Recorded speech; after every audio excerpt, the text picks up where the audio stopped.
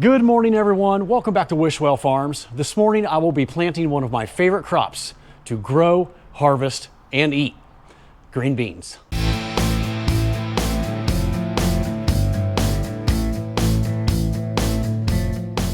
Right here is all my green bean seed for the 2025 season, and this is a bunch of partial bags left over from the 2024 season. I normally wait till May 1st to put in my first green bean crop, but the weather conditions are very favorable for the next 10 days. So I'm gonna go ahead and put them in today because there's some rain moving in. We're gonna put in BA 0999. Oh, it's about a half acre there. No, almost an acre of that early variety. And then another acre, about a half acre mixed of Desperado and Valentino. Here are my 3 partial bags of those 3 varieties that I'll mix in with the new ones. Valentino. Now I just need to find some more Desperado and we're ready to roll. Well, I can't find my Desperado seed. I just had that partial.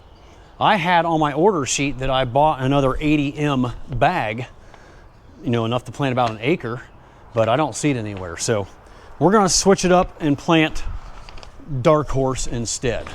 One of my favorite varieties from last year. I've never tried it early, so we're gonna put a bag of Dark Horse out and we'll see how it does. I carry all my extra beans with me in this tub out to the field. So there's our Valentino ready to go. And I'm gonna put the Dark Horse in here as well, and then we'll dump 0999. I need to come up with a name for that. I don't like those numbers. 0999, BA 0999. I need a better name. Anyway, I gotta change out the hoppers and change the population, and I'll show you how I do that before we head to the field. And Dark Horse. I'm really looking forward to seeing how this Dark Horse performs this year. It was an amazing bean for me last year. I didn't think I could find anything better than Valentino. It yielded just as good, if not better, and the color was darker. Hence the name Dark Horse. It's a phenomenal bean. So we'll see how it does early. If it flops, you know, I still got like 6 or 7 more bags that we can plant throughout the season. And I could always order more if I need to. All right, I got my corn hoppers off and getting ready to put on the bean hoppers. So I have a second set of hoppers with the bean cups on here. And it's not as precise as I would like, but it does a pretty good job. And until I replace my planter, if I ever do, I'll continue to use these bean cups. So they pop on into the same location as the corn hopper. So I'm gonna get the other 3 hoppers put on here, and then we gotta change the population. And that is done right here on this driver and driven set of sprockets. I'm gonna get my John Deere manual out and I'll show you exactly what sprockets I'm using for green beans. It's really nice having a second set of hoppers. Otherwise, you gotta remove the bean cups and put the finger pickup units on here. And I used to do that for years and years. So I finally wised up and got an extra set of hoppers so I don't ever have to change out the finger pickup units or the bean cups. They stay on here all season. So all I gotta do is swap out the hoppers, and it just fits down in here in the same place as the corn hopper does.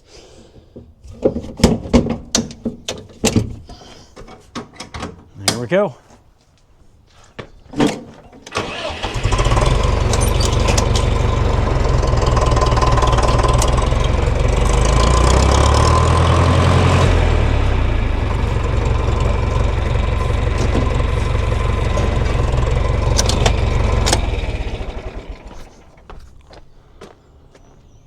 All right, let's get our beans dumped in these hoppers and hopefully we beat the rain. There was actually a few sprinkles a minute ago. I was hoping to do this later this morning or even early afternoon so I could help my crew in the greenhouses, but with rain moving through Indianapolis heading our way here in Ohio, I better get the beans in now. I'm just gonna divide this entire bag up equally among the 4 hoppers.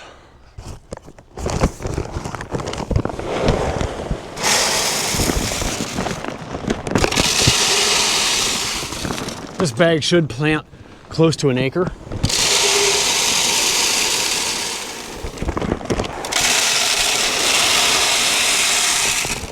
All right, before I change the population on the planter, let's check out what Joel's up to over here. Fixing something that broke again. What was that thing called? It was the seed firmer holder. This right here was this little part was loose, and this is what holds the seed firmer, goes up in here. Okay, and this is the thing that drags through the furrow, guys. That pushes the seed down, keep the seed perfect depth. So that this was just broke, so I got it. Be thankful I had a new one laying around. Yeah, well, good. Corn is done. 430 acres in the ground. Yep. All switched over, ready for soybeans. Oh, good feeling. And you might try to get some in today before it rains. Yeah, just to make sure all the bugs are working. Okay. Out. Yeah. To get the front units working now. Yep. Because they're locked up in the position for corn. Now you got to drop the front units down for beans. Yep. Because this planter is set up on 30-inch rows in the back here for corn, and then when we drop these front units down, it'll be set up for 15-inch row beans. And you're hoping to get beans done in what, 3 or 4 weeks if the weather cooperates? Yeah, that'd be great. Yeah, about 900 some acres. I think. Okay. But you'll find out this year because we have GPS. So we're in mapping and auto steer. Nice. All right, let's get this population changed. Get some beans in the ground. All right, here's my John Deere manual. I got some notes scattered on the page from over the years. Looks like all the way back to 2011, 2008. But I have settled on sprocket combination 30-28 for my green beans. So the bean cups aren't that precise. I can't even tell you exactly how many pounds per acre I'm putting in. Beans, 75 to 120 pounds per acre, up to 95,000 seeds per acre. So I'm trying to space my beans around 1.5 inches apart. So that's how I kind of judge on which sprocket settings to go with. So I'll dig some up, and if my beans look like they're about 1.5 inches apart, we'll roll with that. All right, so we want 30-28.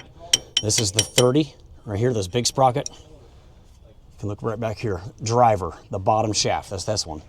So we want to put the chain on the 30, and then we want 28 on the top. So it's both big ones. So we just remove these spacers here.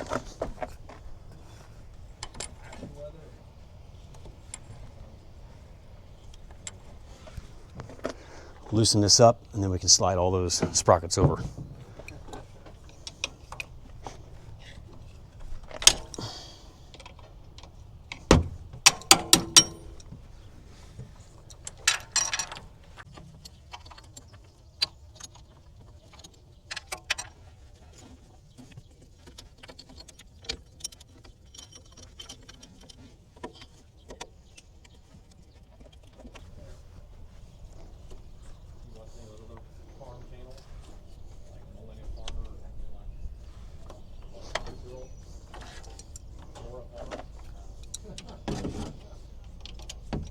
Tighten her back down, and we're good to go. Driver is on 30, and driven is on 28.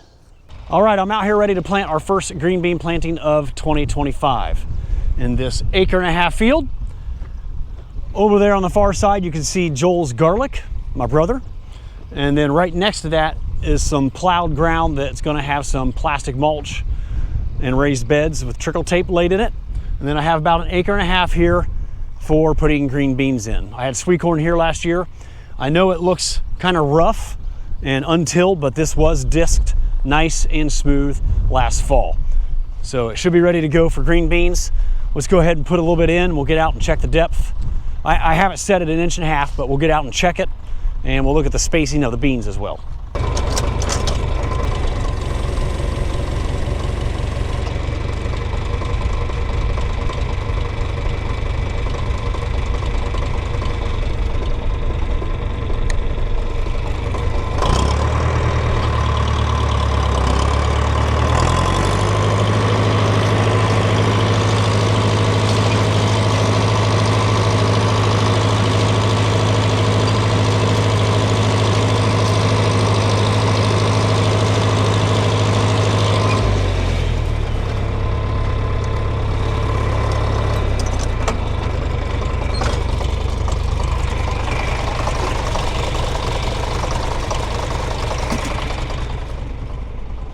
All right, let's dig up some of these beans and see how they look.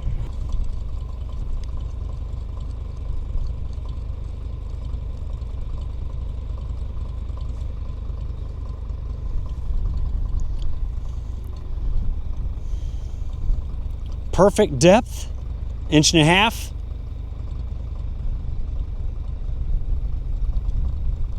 Looks like my beans are spaced about 1 inch apart, if I had to guess, you know, right there. That's the problem with these bean cups, and then it looks like I have a 2-inch space to the next one. So, you know, you might get some at 1 inch, you might get some at 2. It's about as accurate as you can get with bean cups. Nice looking dirt, perfectly dry. So there's another one right down there about 1.5 inches. That's perfect. Let's check out another row here.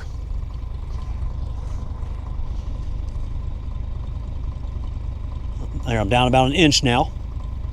There they are. Oh, these are just a hair off to the side. Yeah, that looks good. Right down there about 1.5 inches. And they're all spaced about where I like to see them. All right, I think we're good to go. Let's get an acre of green beans in the ground. So I wanted to show you what happens at the end of the row when I lift the planter up to turn around. If I stop completely and lift it up, I won't lose any seeds. Sometimes I'll lift it up as I'm driving and beans continue to come out that don't get buried in the ground. And it allows me to see how many beans are coming out and kind of how they're spaced. Sometimes they bounce around. You'll see what I mean here. So there's the furrow. Yeah, I just knocked a bunch of junk down there. There's beans all down inside that furrow, and then as I lifted the planter up, you can see all the beans that spilled out that didn't get planted. I can push those down in there. Cover them up. Here's another example. There's the furrow that's getting made. You can see that bean down in there that the closing wheels didn't get a chance to close that in because I lifted up the planter. And then you can see that the beans still fell out even without a furrow being made, all the way out to here. Geez, all the way out to here. It's a lot of wasted beans. But like I said, normally I stop before I lift the planter up. That way the beans don't continue to get dumped onto the ground and not planted. Here's another look at the furrow. Beans down in there. There's some liquid fertilizer right there on that stone. See that wet spot? And then you can see all the beans scattered across the top of the ground as I picked up the planter all the way out to there. So just wanted to show you what it looks like as I lift the planter up. Yeah, it's a scattered mess of beans. 3 feet away from where I lifted the planter.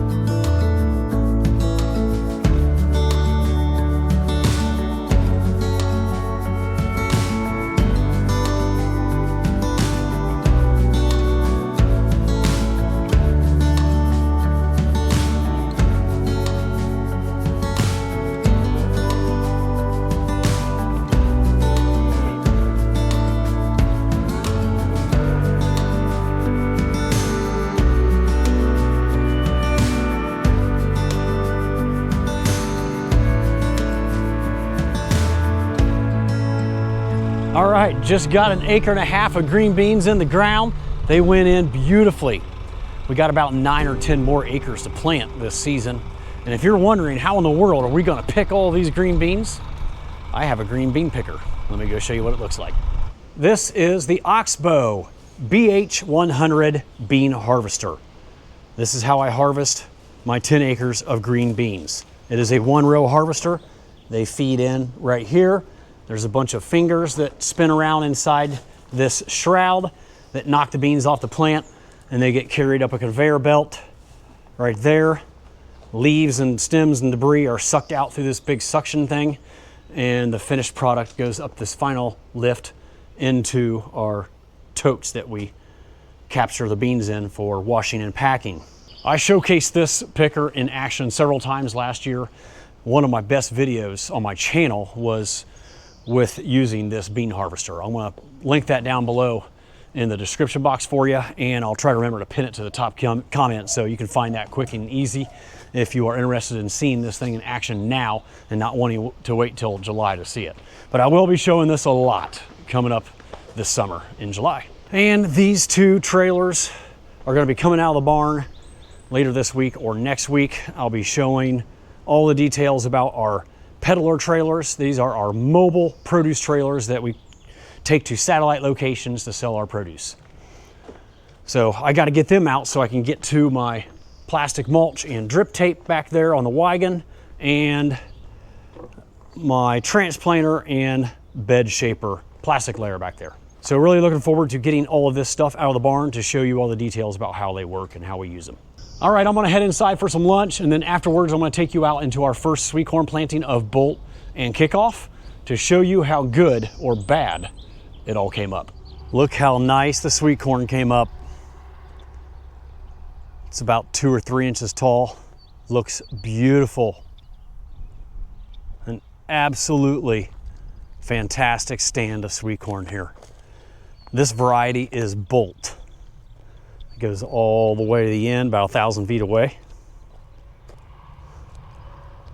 And as I look down through here, you know, I'm not seeing many doubles. There's kind of a double right there. That shouldn't be that close together.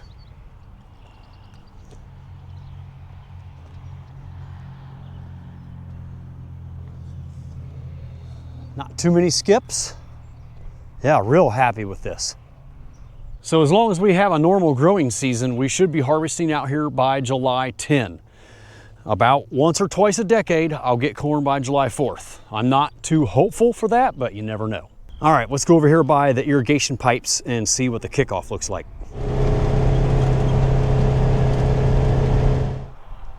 This is the Kickoff. Looks really good as well. I think the Bolt is up just a little bit taller. I am very pleased with what I am seeing out here. Between the greenhouse tomatoes and the sweet corn, I would say we are shaping up to have a stellar vegetable growing season. Thank you so much for watching. I hope you enjoyed the video. If you did, don't forget to give it a thumbs up, and I will see you all again next time down on the farm.